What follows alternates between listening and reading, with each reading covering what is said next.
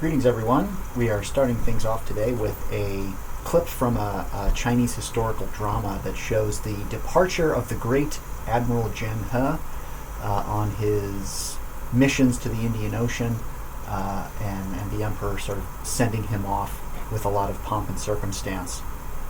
That is the topic of our session today. It's a fascinating episode in world history, this really unprecedented display of imperial power on the part of the Ming Dynasty. And it's also an episode that is a bit of an outlier in the long sweep of Chinese history. You have this series of spectacular sea voyages in the Indian Ocean during the early 15th century that was very actively promoted and invested in heavily by the dynasty. And so that's something that's a little bit out of character for Chinese empires. They tended to be more terrestrial focused than maritime focused. But this is a case where it is the other way, and the focus is very much on the sea. Scholars have long wondered exactly why these voyages took place, and perhaps even more why they stopped. It's this very interesting sort of contrast between a very rapid and heavy investment in sea voyaging and then very rapid decline from that. So we'll take a look at some of the major theories as to why this happened and then why it stopped, and also kind of consider what could have happened if the Ming Dynasty had remained focused on this maritime exploration in the Indian Ocean. World history would indeed be very different. We cannot say definitively how, but it would have been very different had the Ming remained focused here on the Indian Ocean in the 15th century.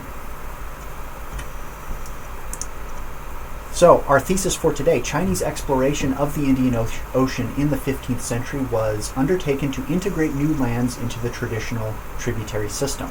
It was a way to both reassert Chinese influence abroad and establish legitimacy of the ruling dynasty domestically.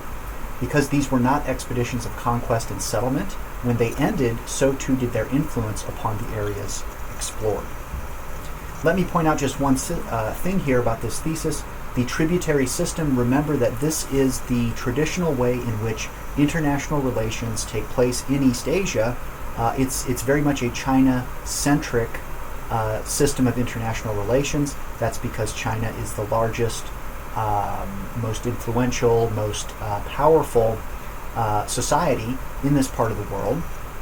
And the basic way that it works is that kingdoms around China essentially send embassies to the Chinese emperor to acknowledge his superiority and sort of gain his blessing as being lesser rulers of these outside areas. They present gifts to the emperor. The emperor then reciprocates with gifts that are even more valuable than what was offered. This demonstrates the hierarchy. And it's quite central to kind of Chinese political philosophy. So we're placing these voyages of expedition within that context. It's the tributary system, but on the Indian Ocean. So having said that, this thesis is really, if we look at this last sentence, this thesis is really making an argument for the legacy of these voyages. And so we need a question then that leads us there. A good question for this thesis would be, what was the purpose and impact of Ming Dynasty exploration? That would cover kind of both elements of this argument. It was part of the tributary system, that's its purpose, and then the impact was not very long-lived, because once these voyages ended, we're not talking about conquest and occupation. So let's see what exactly that means. One of the reasons that this episode in world history is so interesting and puzzling is because it's very much a study in contrasts.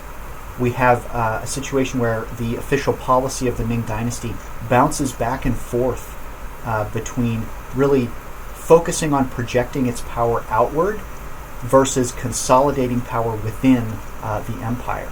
Projecting power outward on the sea via the largest navy that had ever been built at that point in time, to shoring up the northern frontier defense and sort of retreating back into the terrestrial borders of the empire. So the Ming Dynasty starts with this outward maritime focus, completely reverses course by the mid-15th century, and invests heavily in the Great Wall. The version of the Great Wall that stands today is the Ming Dynasty version. So that's kind of emblematic of this shift back to the land. And then by the 16th century, you have an outright ban on seaborne trade from all but a select few ports in Southeast Asia. So, how do we go from one to the other? How do we go from the largest navy and voyages of exploration that had ever existed to extremely restrictive trade regulations, maritime trade regulations, by about a century later? Let's, of course, remember that the beginning of the Ming Dynasty is intimately tied into the crises of the 14th century, the late Yuan Dynasty, series of calamities brought about by the Little Ice Age initially, where agricultural production contracts. You've got big famines that sweep all of Eurasia, and then the plague erupts first in East Asia in the 1330s. The Black Death, of course, kills a lot of people in China, and this leads to revolts and upheaval, the Red Turbans, the Han Chinese ethnocentric peasant rebellion that wants to do away with the Mongol Yuan dynasty and replace them with a native Han Chinese ruler, is ultimately successful, and that takes place in the 1360s. So the Ming Dynasty, founded by the Red Turban's leader, who himself was a poor farmer from central China. He was a nobody. He was one of these people who had suffered during these 14th century crises, becomes the Emperor of China. Zhu Yangjiang becomes the new emperor, takes the name Hongwu. But that takes place in 1368. His army attacks Beijing, called Dadu at the time, and the last Mongol emperor flees back to Mongolia. This is the end of the Mongol Yuan dynasty.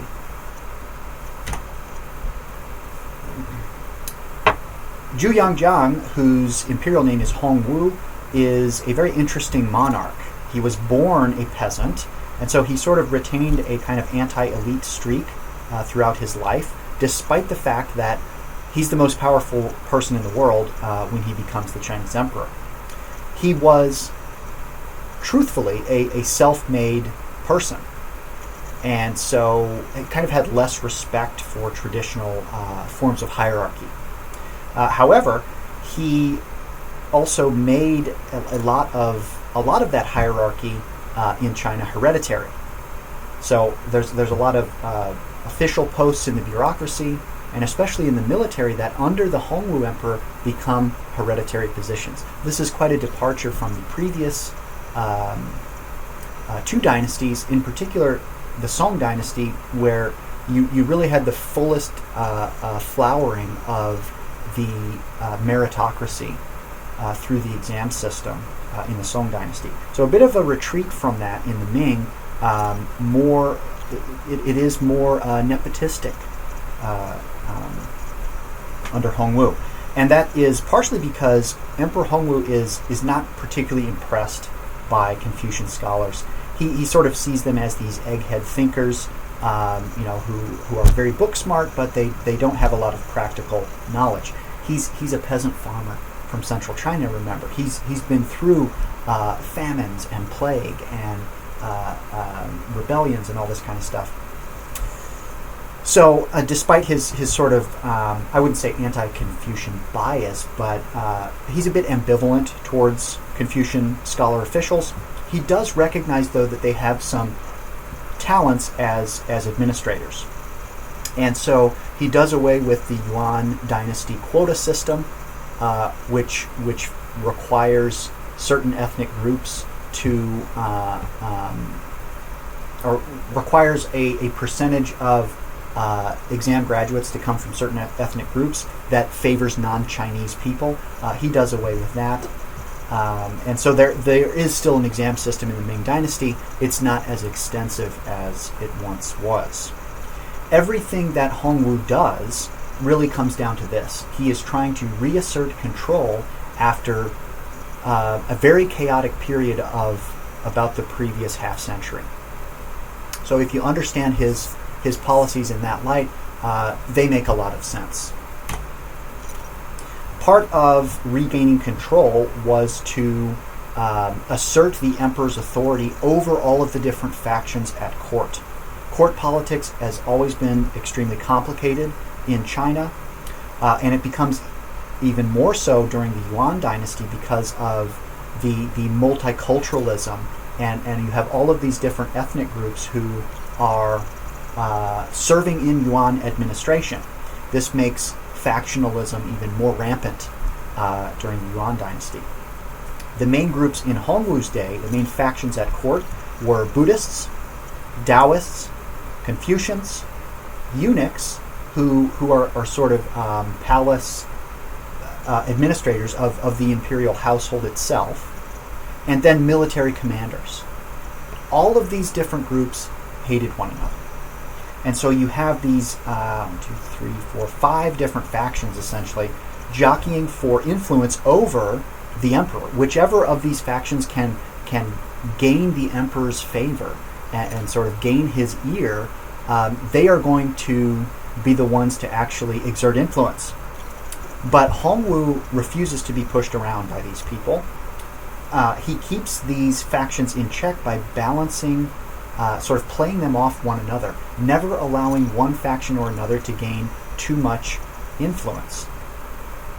So in this early period of the Ming Dynasty, civil and military officials more or less have equal influence. This is much to the chagrin of the Confucian scholars. So right from the start, there's kind of some resentment of Emperor Hongwu by Confucian scholars. Keep that in mind because we will come back to it. Another thing that Hongwu does to try to stabilize things is to he cedes, for lack of a better word, delegates some power to local elites that had previously belonged to the central government, and this is done to sort of quell tensions. So the Ming Dynasty becomes a little bit less centralized than, say, the Tang or the Song or the Yuan Dynasty. What this does is it does indeed help to stabilize the empire, but it also increases the power of the local elite. The Ming era local gentry, they are called, become very influential indeed. This is essentially local landlords. And it also leads to a kind of resurgence in regionalism across the empire. Hongwu also builds a new capital at Nanjing. So this is a coastal city along the Yangtze River, South China. And he builds, here it is here on the map, he builds a lavish palace here. So shifting the capital once again to the south. Hongwu's first son, Ju Bao, dies early, and this creates questions over who will succeed him. Ultimately, he chooses a grandson named Jian Wen, who takes over on his death in 1398. Jian Wen is nowhere near as powerful as his granddad. He has these kind of big shoes to fill and is unable to do so. So he comes to be dominated by his uncles, who are Emperor Hongwu's sons, during his reign. Jian Wen tries to get rid of these guys. He tries to purge his uncles, but one of them, Ju Di, this guy right here, stages a coup in 1402. And he becomes the new emperor. he takes the name Yongle. After this happens, Zhu Di moves very quickly to consolidate his power because he has come to power via a coup d'etat, and so he needs to very quickly shore up his legitimacy. One of the first things he does is move the capital back to Beijing. And this is the Ming Dynasty version of the Imperial Palace. It is known today as the Forbidden City. But here once again we see the influence of the Ming Dynasty as being kind of this symbol for traditional China. We look at the Forbidden City today, and it's sort of the quintessential Chinese Imperial Palace. It's the Ming Dynasty Imperial Palace. After Zhu Di moves the capital back to Beijing, it stays there, and it's still there today. So let's take a look at Emperor Yongle's situation a bit. His main conspirators in that coup d'etat were eunuchs, one of the factions at court. And after the coup, of course, he needs to do whatever he can to ensure that he is regarded as the legitimate emperor. So he makes moves against these other factions who could possibly undermine his authority. The first group that he purges are Confucian officials. Why is that? Well, Confucian officials, first of all, they don't like eunuchs, but they had supported Jian Wen, Emperor Yongle's nephew, in this struggle. So Yongle creates a secret police force to get rid of these guys and does all kinds of sort of nasty espionage things. He also hunts down and murders, in many cases, his brothers, the other imperial princes who could potentially challenge his authority. One of the things that he's very interested to do is ensure that Jian Wen, his nephew, the previous emperor, is in fact dead. There are some mysterious circumstances surrounding his death. The imperial palace at Nanjing was burned to the ground, but Jian Wen's remains had never been found. So this left the door open for rumors about his potential escape, and those rumors, in fact, continue to this day to be fuel for a lot of historical drama in China. So there's questions about, is Jian Wen even still out there? And in order to deal with that situation, Yongle very kind of brutally purges anyone who might potentially stand against him. He has scholars completely rewrite the history of succession, nullifying Jian Wen's reign. He's essentially written out of the official history. He completely reimagines his own personal history and has it, set up where Emperor Hongwu, his father, chose him, and so in this way he's trying to consolidate his power. How does he do this in a way that is going to ensure that he won't be ejected in a coup d'etat by one of his rivals?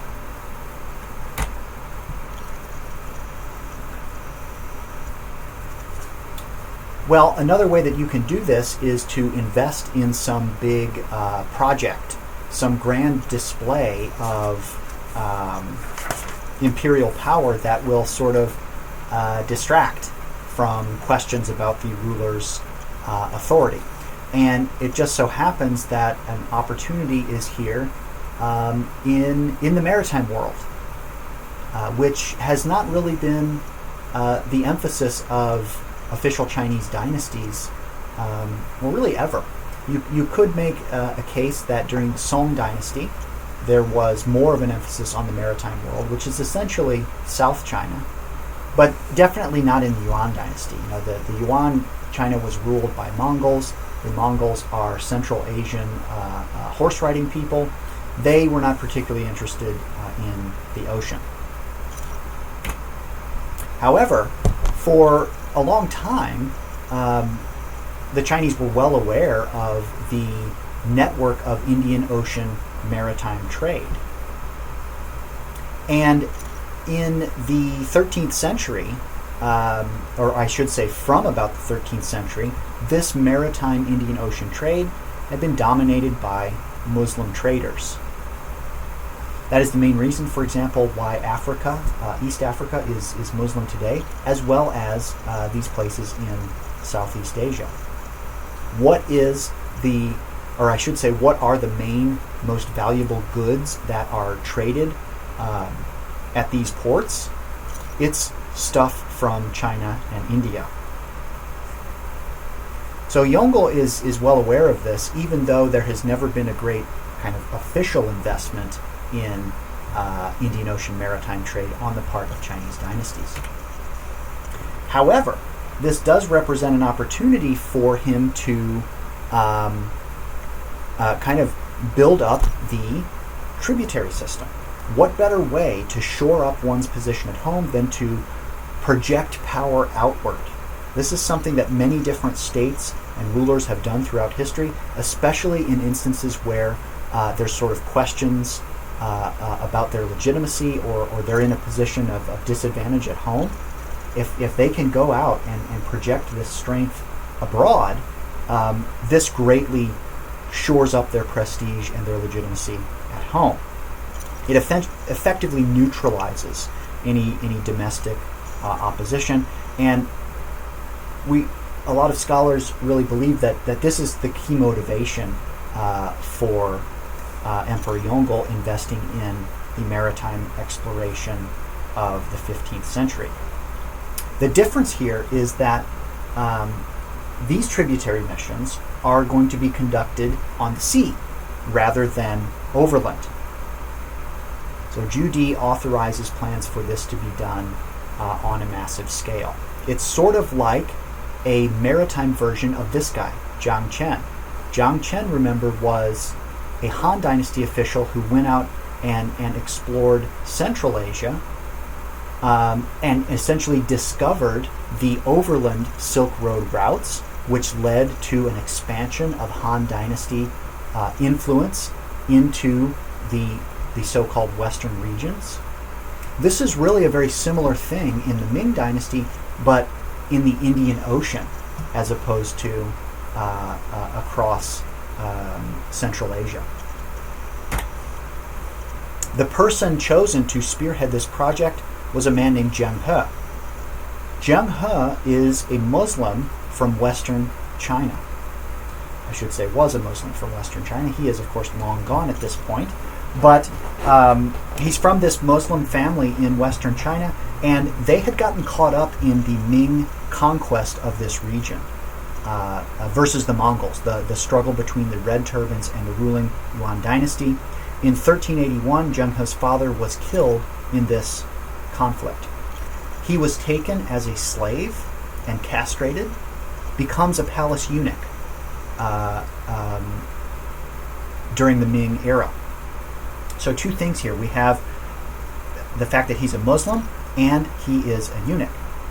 Who were Zhu Di's main co-conspirators in his coup that brought him to the throne? Eunuchs. Who dominates the Indian Ocean trade? Well, since about the 13th century, it's been Muslim traders. So Zheng He, in some senses, is the perfect man for the job. Moreover, he was a longtime friend and advisor to Zhu Di. They had known one another for a long, long time. He was a military man, had commanded troops before, and was reported to be this really tall, large, imposing figure with a big, booming, deep voice. So what better guy to head up this grand maritime exploration mission and project the power of the Chinese state than Zheng He. He is appointed admiral of an immense fleet to do just that. The first of these voyages takes place in 1405 to 1407. It consists of around 250 ships and some 30,000 troops. 62 of those ships are the big treasure ships. We'll come back to those in a moment. But this fleet sails to Malacca and Ceylon, which is off the coast of India. There are then further voyages in 1407, 1409, 13, 17, 21, and 31. The fourth voyage, the one in 1413, makes it all the way to Hormuz in the Persian Gulf. The next voyage, 1417, makes it all the way down the east coast of Africa. This is from China. That is an impressive feat. All of these voyages, by the way, are confined to the Indian Ocean, though. There's a rather unreliable book that came out several years ago that the History Channel did a special on that claims that in 1421 the Chinese discovered the Americas. That's not true. We know that all of their exploration was in the Indian Ocean because they recorded where they went in great detail. The guy who did that was this guy right here, Ma Huan. He was Zheng He's translator and also kind of record keeper. He recorded all of the ports of call and wrote a sort of ethnography or guide to each one that he called the overall survey of the ocean's shores. So very detailed account of where these fleets went, who they encountered, and so on. So the main purpose again here is to incorporate new lands into the Chinese tributary system. That of course had material benefits for the kingdoms that they visited in the form of reciprocal gifts. So in a lot of cases, the rulers of these areas that the Chinese visit are quite happy to receive this embassy from the Chinese emperor. This also, if they go along with this, they are allowed to conduct trade in China. So you sort of gain, gifts from the emperor, and then also you're allowed to send ships to Chinese ports. And if you become a kind of really good ally of the Chinese Empire, this might even include some military aid. There are, in fact, examples of that happening in a number of voyages.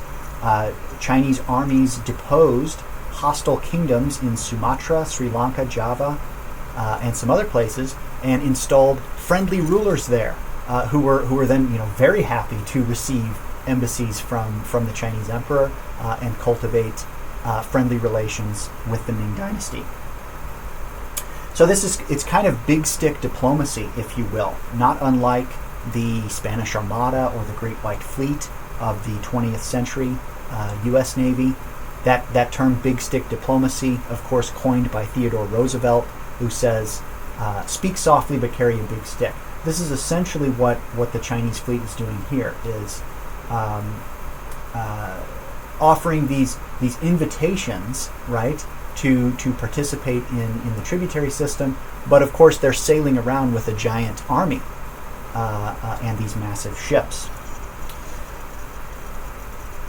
A further effect that these voyages had was to revise and update Chinese geopolitical knowledge. These fleets bring back a bunch of exotic goods, including animals from all over the place. The most famous is when a fleet brings back a giraffe that was gifted by a ruler in Bengal.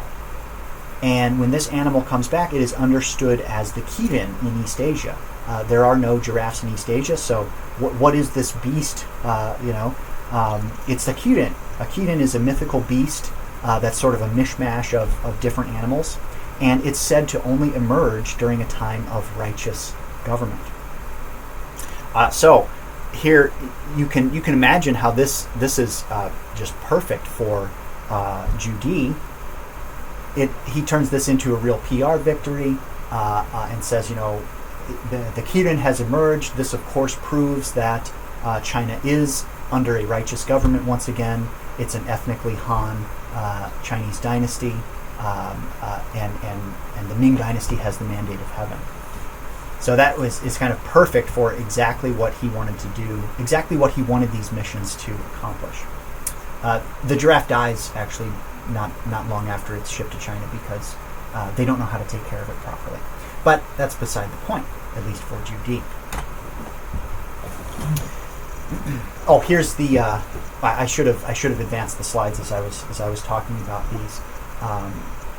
But here you have a artist depiction of a bunch of exotic animals making their way to the Ming Palace. Here are some elephants from India. There's a contemporaneous depiction of the giraffe, the Yuan, this mythical beast that signifies righteous government.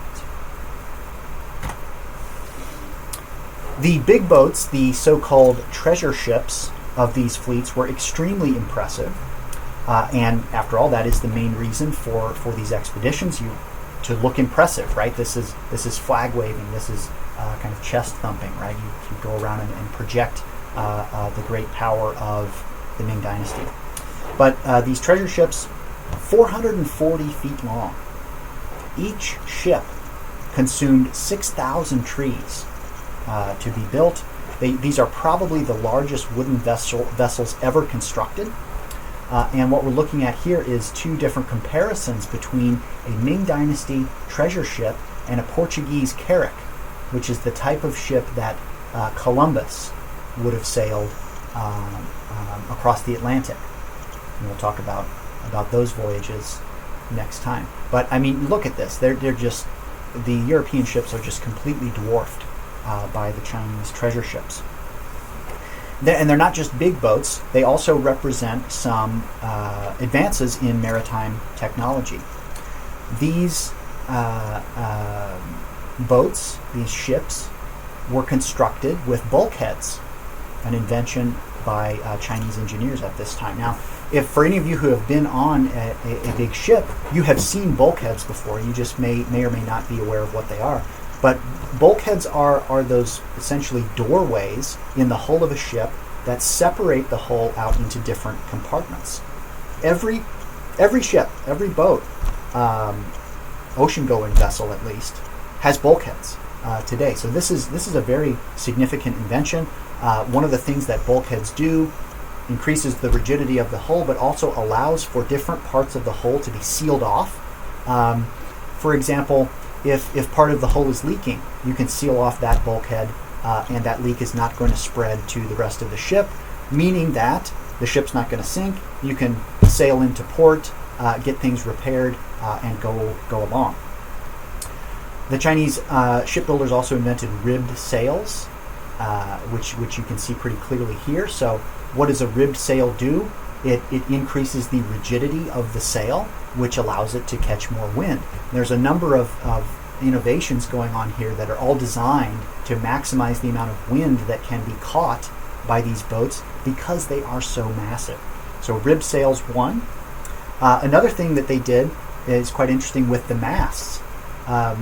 If you look at this European ship, you will see that all of the masts are in a straight line. You've got 1, 2, 3, 4 masts here, and they're all right down the center of the boat along the keel. The Chinese ship, on the other hand, has masts that are staggered. They are offset at different points on the boat.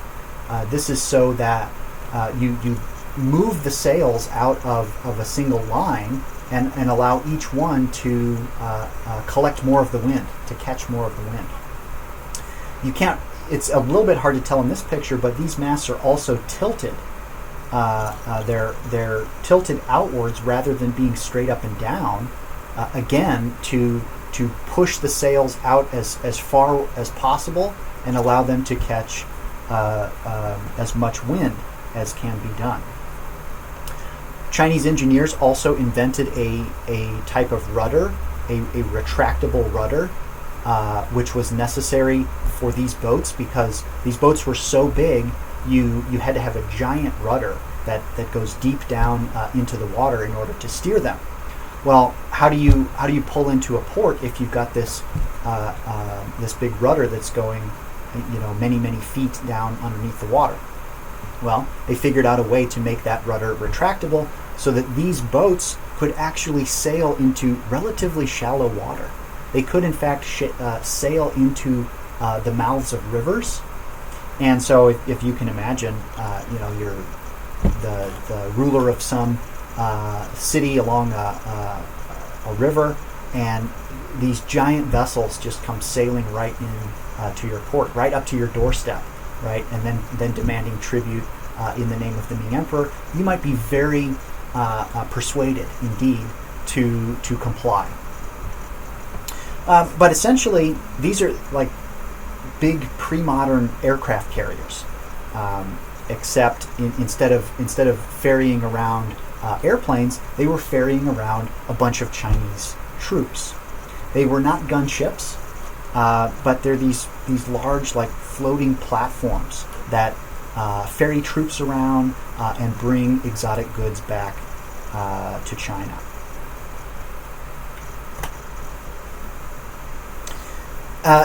This is sort of a preview for our next session, but there's some interesting comparisons with Europe here. European ships, as we just saw, are much smaller than these big treasure ships, but they are built for a different purpose. Their purpose is not to go out and project power. European ships are very, very good at bombarding coastal cities. So these carracks are packed to the gills with cannon, and European cannon happens to be the best in the world at the time. So the whole point of these European vessels is to sail around and attack port cities from the water. Why might that be the case? Think of the context of the Mediterranean Sea. You have competition between literally hundreds of small competing states, and there is no overall large empire that is trying to sort of project its influence along the sea. So in the context of the Mediterranean, you do not see as much long-distance voyaging. That's actually something that is very new for Europeans in the 15th century. And when it does come along, the idea is to sail out and essentially take over a trading port. This is why European voyaging begins with explorations down the coast of Africa rather than out into the open ocean. It's quite a bit different in terms of its technical capabilities and its purpose from the Chinese missions across the Indian Ocean. What we're dealing with here is profit on the part of European exploration versus power projection for the Chinese. And interestingly, we think of Europe as kind of the more advanced part of the world beginning in the 16th century. Even as late as the 18th century, that is really not the case. Even as late as the 18th century, China is still the is still the center of the global economy. There's an episode famously where a Chinese emperor in the 18th century is unimpressed with European goods. Some British traders have brought in a bunch of knickknacks and luxury goods from Britain in the hopes that he will trade with them. And he says, we have everything we need here. I don't, none of this stuff is very impressive. So what could have happened if the Chinese had remained in the Indian Ocean? Very fascinating thing to consider. At the very least, we can say that when European explorers make it around Africa and into the Indian Ocean, rather than encountering a bunch of Muslim traders, they might have encountered a big Chinese navy. And that could have turned out very differently indeed.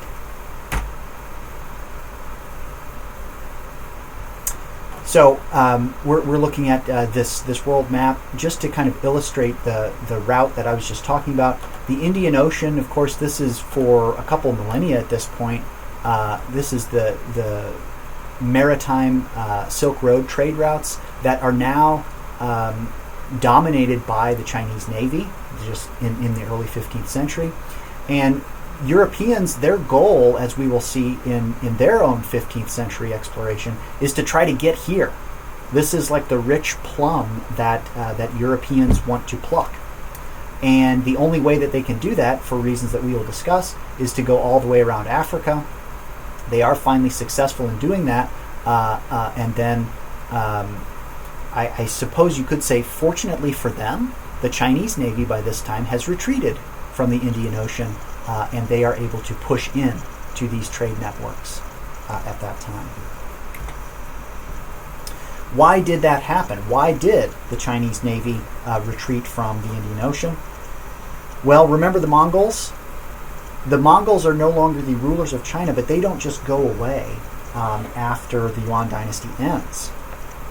They did not simply disappear. They remain a influential force in the Eurasian steppe into the 17th century, and a kind of constant threat to the Ming dynasty. So the Ming responds to this kind of increased frontier threat by shifting investment to the northern frontier away from the southern maritime world, so to speak. This is also due to court factionalism. What I've written up here is the Confucians strike back. We talked about how the Hongwu Emperor, the founder of the Ming dynasty, kept all of these different factions in check by playing them off of one another. Zhu Di, the Yongle Emperor who is in charge of the maritime missions, he very clearly favored eunuchs. And the Confucian scholars really hate this, and so when they get their opportunity to take revenge on the eunuchs, they take it, and they take it with gusto. This comes when Yongle's successors are real patrons of Confucianism. And after Yongle's death in 1424, there is one more maritime mission in 1431, but basically the wind has gone out of the sails of this project. That's a joke. You are allowed to laugh at that. But we see this renewal of the Confucian-dominated bureaucracy, and it's Confucian scholars once again setting policy under these successors of Emperor Yongle.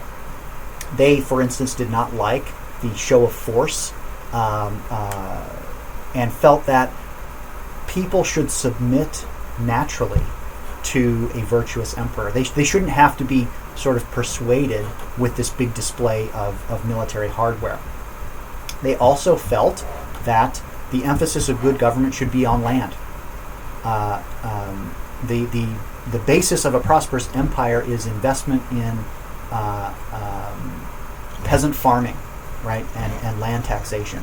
This is a waste of time, money, and resources by building all these big ships and sending them out to sea. The Confucians, if you recall, have a deep bias against commerce of any kind, but particularly maritime commerce. And they might have had a point about the expense. These missions indeed were a tremendous investment, and while it certainly did result in an uptick in trade to southern Chinese ports, they cost way more than they brought in. Each ship for these missions cost between 50 to 100,000 piculs of silver. A picul is a unit of measurement. So the total expense for one fleet, and remember there's like 7 of these different voyages, so 7 different fleets, between 7 and 15 million just on construction for one of these fleets. That's not even when you take into account the provisions for the troops, the salaries of the troops, and all the personnel. 7 and 15 million piculs of silver. If that sounds like a lot, it's because it is.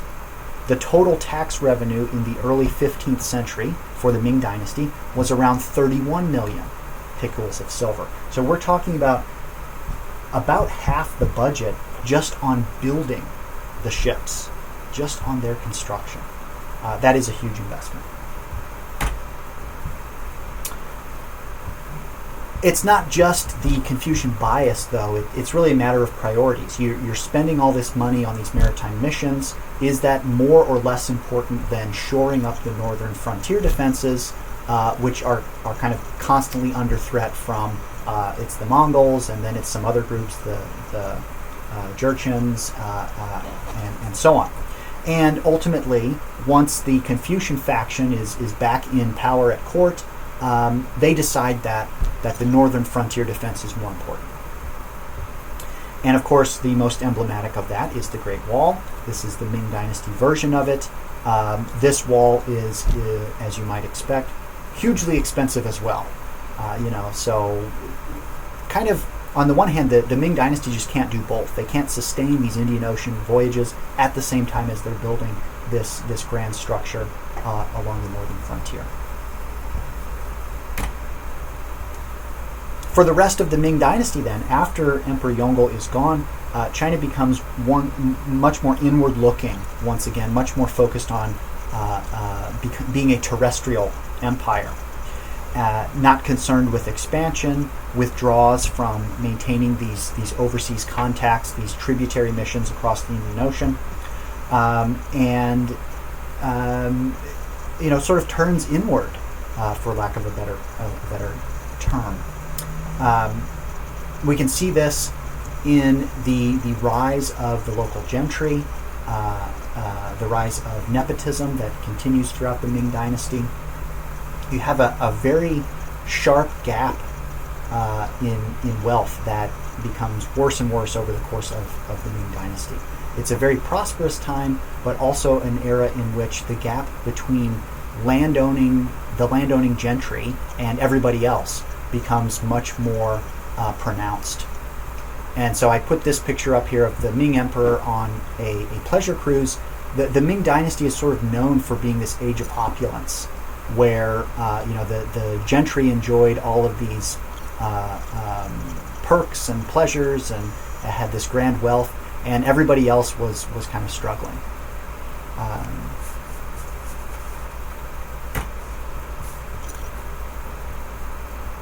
Not only did the Ming Dynasty stop the maritime missions, but actively undid the legacy of this maritime age. The Confucian scholars famously destroyed Zheng He's own journals about his voyages, and then moved to impose bans on ocean trade to kind of, again, the idea behind this is good government policy should be focused on administering a landed empire, an agricultural empire, and so they want to do things that will encourage that. The Ming Sea Bans begin by outlawing open ocean voyaging by Chinese sailors themselves. Then they start to impose ever more restrictive bans on voyagers coming to China. By the time we get to the end of the 15th century, there's very tight regulation of ocean traffic. And this is reinforced. The Ming Confucian officials justify this by saying that the maritime world is a world of crooks and thieves, pirates, just all kinds of bad elements in society that we need to keep out. And they actually get some real useful fodder for making that case in the form of Japanese seafarers at the time. In the 16th century, the early 16th century, Japan is very much a divided nation. There is no central government, essentially, and there is a bunch of different territorial lords who are vying for supremacy in the Japanese archipelago. A number of these lords try to present themselves as the legitimate rulers of Japan so that they can take part in the Chinese tributary system. Because, as we've discussed before, it's actually really beneficial. You get some great stuff from the Chinese emperor. You also get access to Chinese ports if you do this.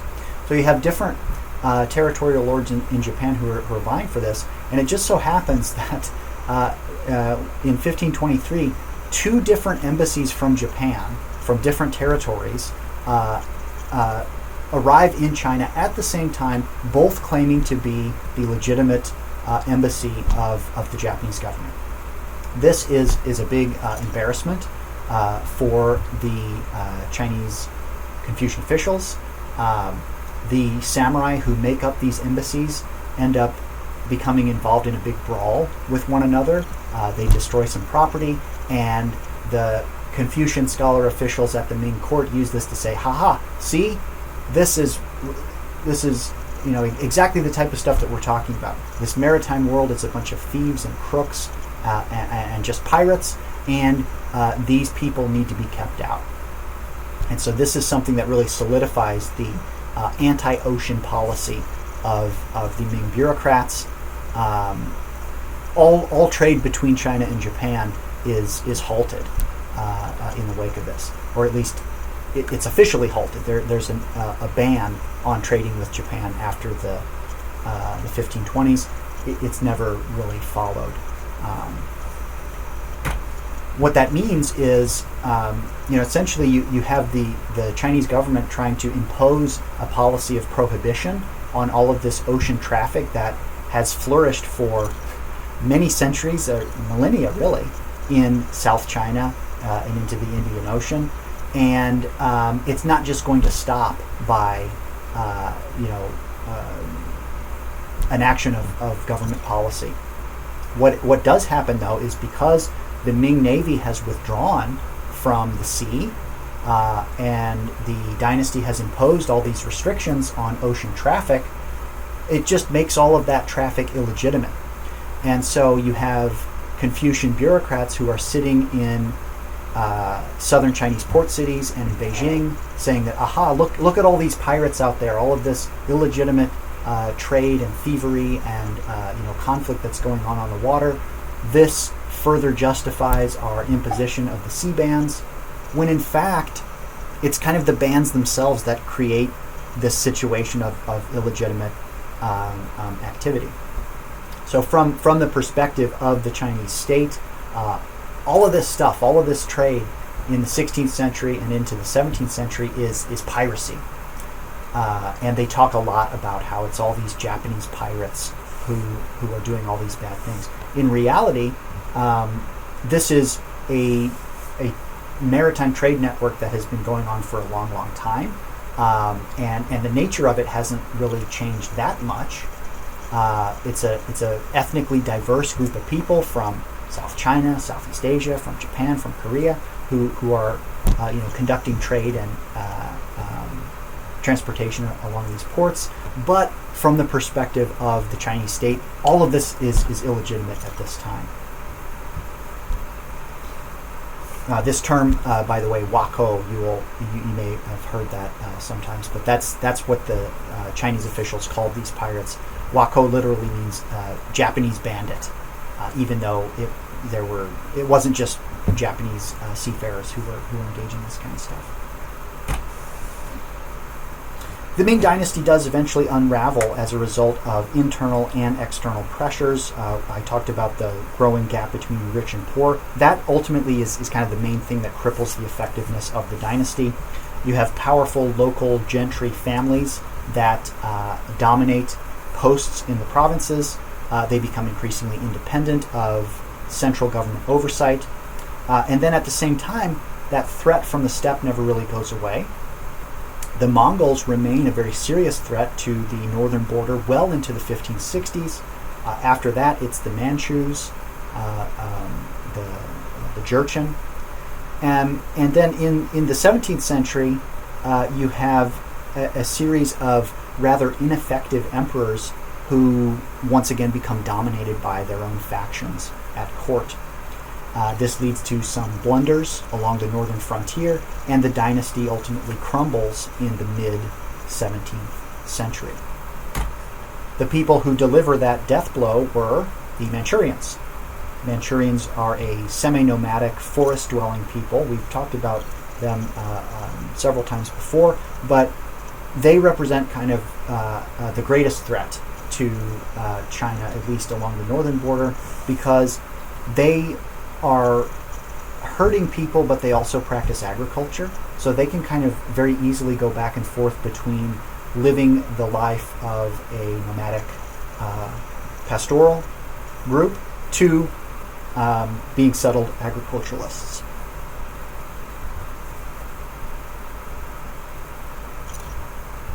Their great leader is a man named Nurhaci, who is he's kind of like Genghis Khan in the sense that he organizes a bunch of different Manchu tribes into a huge federation. This is known as the banner system. But the banner system unites essentially all of the Manchus they become this great military threat. The Ming Dynasty is facing a big peasant uprising in the mid-17th century at the same time, fueled by that growing gap between rich and poor. And the Ming army is kind of getting kicked around by this peasant rebel army, to the point where a northern Chinese general named Wu Songwei sees the writing on the wall, so to speak. He can tell that the Ming Dynasty is on very shaky ground, and it's about to fall. At the same time as he's staring across the Great Wall and looking at this united Manchurian Federation kind of bearing down on him, and he surrenders to the Manchus. He famously opens the gates of the Great Wall. The Manchurian army comes marching through, and they eventually take over. So here's the Great Wall's big moment as this military, protective frontier border, and it completely just doesn't work. It's the gates are just opened, and the enemy army marches right through. I think that's a good illustration, and there are many others from world history, that walls never really function as intended. In any case, this new dynasty, this Manchurian dynasty, is known as the Qing, and lasts all the way until the 20th century. So a very successful dynasty in its own right, and their era is sort of beyond the scope of our class. If you're interested in the Qing, you'll have to take world history too. Here are your key terms for today. Our session on Zheng He and China's maritime moment, outreach and isolationism during the Ming Dynasty.